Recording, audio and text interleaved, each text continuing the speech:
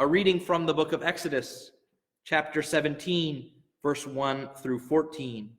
From the desert of Sin, the whole Israelite community journeyed by stages as the Lord directed and encamped at Rephidim. They quarreled, therefore, with Moses and said, "Give us water to drink." Moses replied, "Why do you quarrel with me? Why do you put the Lord to a test? Here then, in their thirst for water, the people grumbled against Moses, saying, Why did you ever make us leave Egypt? Was it just to have us die here of thirst with our children and our livestock?" So Moses cried out to the Lord, "What shall I do with this people? A little more and they will stone me." The Lord answered Moses, "Go over there in front of the people, along with some of the elders of Israel, holding in your hand as you did the staff with which you struck the river. I will be standing there in front of you on the rock of Horeb. Strike the rock, and water will flow from it for the people to drink." This Moses did in the presence of the elders of Israel. The place was called Massah and Meribah, because the Israelites quarreled there and tested the Lord, saying, "Is the Lord in our midst or not?"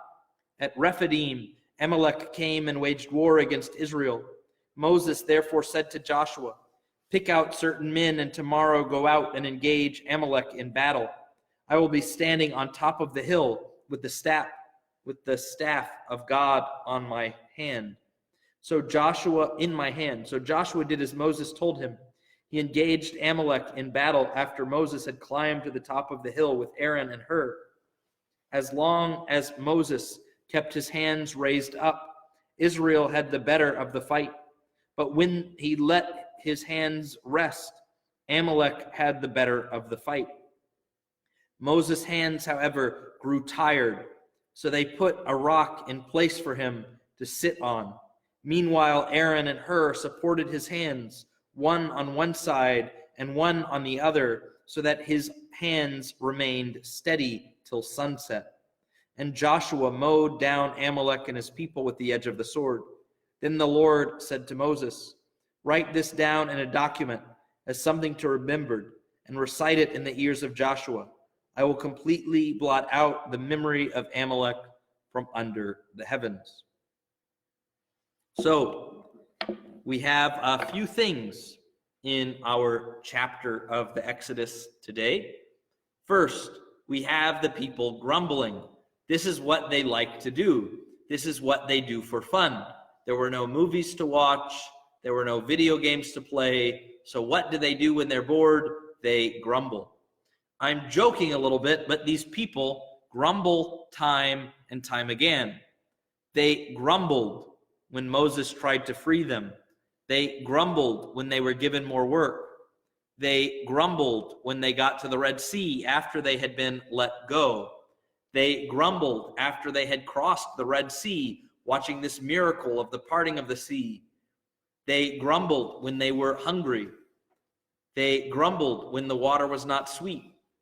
They grumbled here again when there was no water.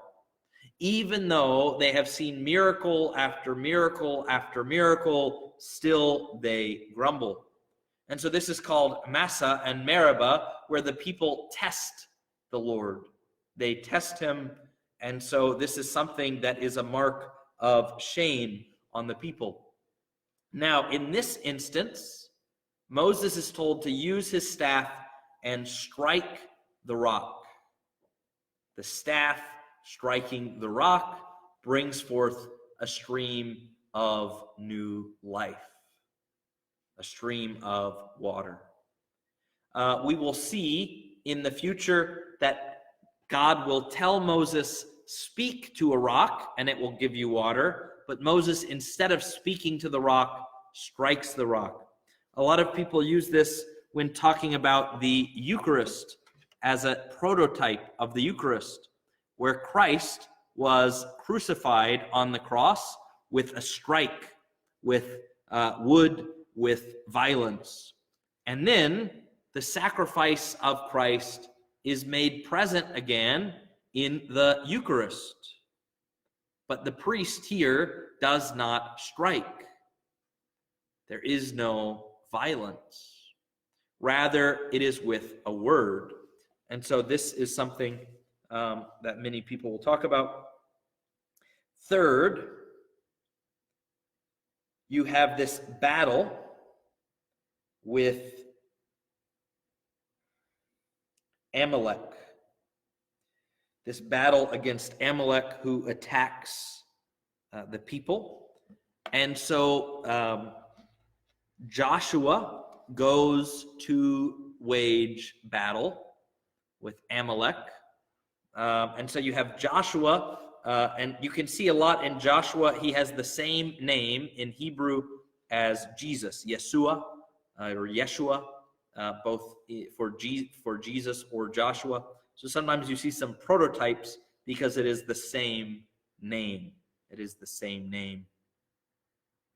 But what we see is there is this battle against this king.